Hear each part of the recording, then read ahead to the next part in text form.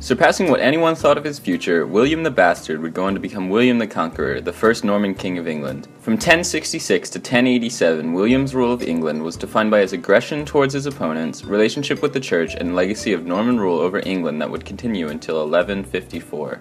Born illegitimately in 1028 to Robert the Magnificent, 6th Duke of Normandy, and Helena of Falaise, the daughter of a middle-class family, William the Bastard lived with his mother until the death of his father, who he had little contact with when William was 7.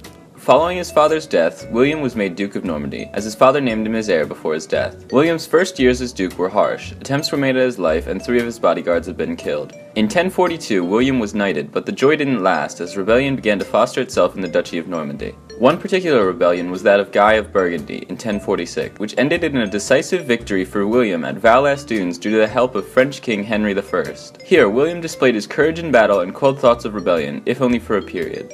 Sometime around the rebellion, William's cousin and King of England, Edward the Confessor, named William his heir due to his lack of children.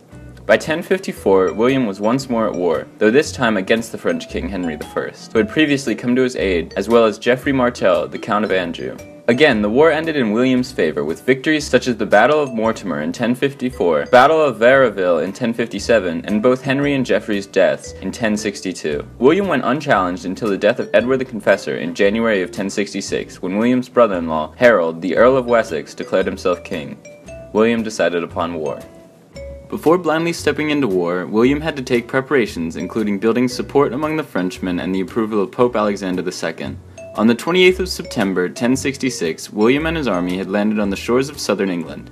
Sadly for the English, only 3 days before, King Harold Hardrada of Norway and Harold of Wessex's brother, Tostig, had also begun an assault on England. With the English preoccupied by Vikings, William seized and most likely rebuilt Penvesey Castle without a resistance and quickly began to march into Hastings. Harold did the same, giving his troops no time to rest following the Battle of Stamford Bridge against the Norwegians. The two armies met on October 14, 1066, near the aptly named town of Battle, in the Battle of Hastings. Early in the day, William and his troops marched on the tired English army, William in front dressed in full armor.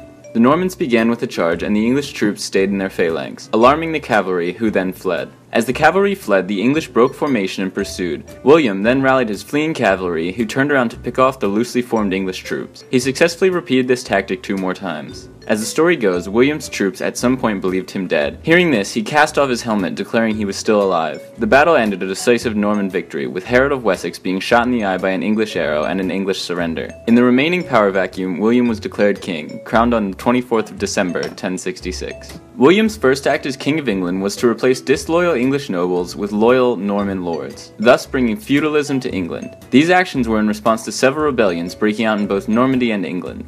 In 1069, brothers Edwin of Mercia and Morcar of Northumbria rose up in rebellion along with the Danish fleets and Edgar the Atheling, a claimant to the throne. Following this, William rose troops and marched on the city of York, destroying everything on his way. After taking the city, William continued on his march and sacked nearly all of northern England. This event is known as the Harrying of the North. As well as redefining the political structures of England, William also altered the church within England, replacing English clergymen with Normans, established Lanfranc of Pavia as Archbishop of Canterbury, the highest church position in England, allowed himself to override any court decisions made by a church, required all priests to be celibate, attended local church councils, and most importantly, refused to recognize any pope as his lord. Most of William's rule he spent in Normandy, especially his last 15 years. This left England particularly susceptible to rebellion, which happened frequently and required William to return. In 1086, William ordered his vassals to survey the several counties of England. This was collected into the Domesday Book, widely considered one of the greatest administrative accomplishments of the Middle Ages due to its speed and quality. By 1077, the eastern half of the county of Vexin as well as Mantes had fallen into the hands of King Philip of France, and in 1087, William demanded the town of Mantes, Pontoise, and Chaumont back from Philip. As Philip rejected William's proposal, he launched a surprise attack on Mantes where he was injured and on the 9th of September died.